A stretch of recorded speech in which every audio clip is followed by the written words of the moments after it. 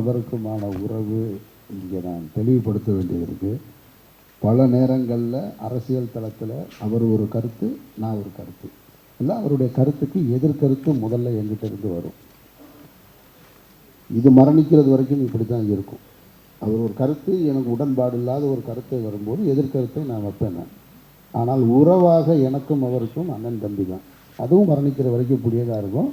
அதை பலமுறை சொல்லிட்டேன், அவரும் சொல்லிட்டாரு, நானும் சொல்லிட்டேன். ஆனால் கட்சி சார்ந்த தம்பிகளுக்கு அது இன்னும் போய் சேரலை.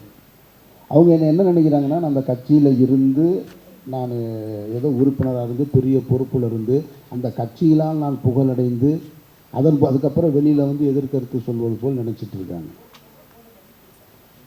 அதாவது ஒரு முறை நான் போடலைன்னு 4 தடவை போட்டிருக்கேன். அது அவருக்கு தெரியும். ஒரு முறை போடலைன்னு நான் தானே சொல்கிறேன். அப்போ ஏன்னா என்னுடைய தேவையை சொல்கிறேன் நான். அரசியல் என்பது காலத்தின் தேவை தாங்க. நம்ம எவ்வளோ முறை சொன்னாலும் திரும்ப திரும்ப தான் சொல்ல முடியும். முகலாயர்கள் ஆட்சி செஞ்சுக்கிட்டு இருக்கும்போது இங்கே திராவிட அரசியல் தேவைப்பட்டதா சொல்லுங்கள்? தமிழ் தேசிய அரசியல் தேவைப்பட்டதா? வெள்ளையர்கள் ஆட்சி செஞ்சுக்கிட்டு இருக்கும்போது என்ன அரசியல் தேவைப்பட்டது? சுதந்திரம் தான் அரசியல் அன்னைக்கு. அப்போ சுதந்திர இந்தியாவுக்கு பின்னாடி தான் திராவிட அரசியல் தேவை இருக்குது. அப்போ திராவிடம் ஒன்று முழுமையாக தங்களுடைய பணியை சரியாக செய்யாமல் போனால் தான் தமிழ் தேசிய அரசியல் அங்கே மேலோங்கி நிற்கும். அப்போ காலத்தின் தேவை தான் ஒரு அரசியலை முடிவு பண்ணுதே தவிர தப்பு ரைட்லாம் சொல்லவே முடியாது இதில். அப்போ நான் எதன் பக்கம் நிற்கிறேன்னா என்னை முதல்ல பாதுகாக்கிறதுக்கு இருந்தேன். நான் நின்னாத்தானே அரசியலை பேச முடியும். என்னையவே பாதுகாக்க முடியாத அரசியல் எதுக்கு அரசியல்? அந்த இடத்துல சின்ன சின்ன முரண் வரும், அவ்வளோதானே தவிர அவருக்கு எப்பவும் நான் ஸ்பெஷல் தான், எனக்கு அவர் ஸ்பெஷல் தான். அதில் ஒரு மாற்று கருத்து இல்லை.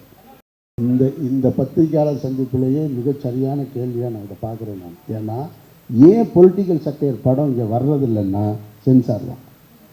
அதுதான் ப்ராப்ளம்.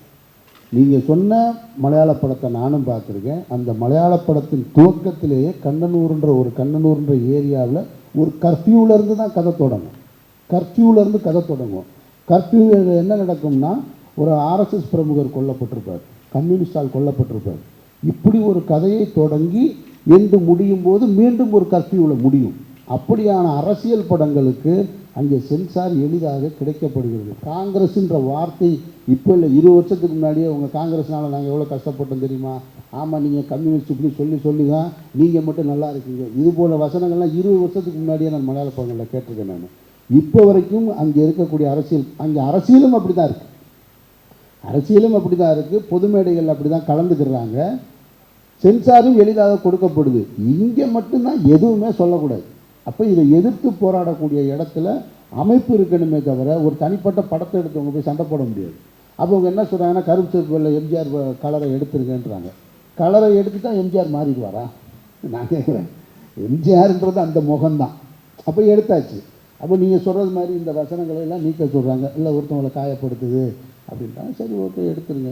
எதுக்கு போட்டு மல்லு கட்டிக்கிட்டு நம்ம அதை தாண்டிய ஒரு விஷயம் எங்கேயோ ஒன்று நமக்கு பக்கத்தில் இருக்குல்ல அப்படின்னு காம்ப்ரமைஸ் தான் பண்ணுறோம். முழுமையாக அரசியல் சட்டையர் படத்தை எடுக்க முடியாததுக்கு காரணம் சென்சார் போர்டுன்றதை நீங்கள் விளங்கிக்கணும். நான் குற்றமாக சொல்லலை, அவர்கள் அதை புரிஞ்சுக்கணும். அவர்களால் எடுக்க முடியலன்னா இதெல்லாம் நீங்கள் அவங்க இது நான் மௌனம் பேசியது நீங்கள் சொன்னது தான் இப்பவும் சொல்கிறேன். வெண்ணெய்ன்ற வார்த்தையை வெட்ட சொன்னாங்க. அது தாண்டின வார்த்தையெல்லாம் வேறு படத்தில் வந்திருக்கு. அப்போ ஒவ்வொரு காலகட்டத்தில் சென்சார் அதிகாரிகள் இருக்கிறவங்க அவங்களுடைய மனநிலையெல்லாம் சேர்ந்து தான் பிரதிபலிக்கும். அவங்களுடைய தத்துவம், அவங்களுடைய சித்தாந்தம் சேர்ந்து தான் படத்தில் வரும். அதனால் அதுக்கு காரணம் நம்ம கிடையாது. நம்ம இன்னும் நிறைய பேச தயாராக இருக்கோம், இன்னும் வைக்கிறதுக்கு தயாராக தான் இருக்கோம். பிரபாகரன் அவர்களுடைய சீருடையோடு இருந்த படம் சென்சார் செய்யப்பட்டிருக்கு இந்த படத்தில். அதில் என்ன இருக்குது? பிரபாகரன் அவர்களாலே அப்படி தான் தெரியும்.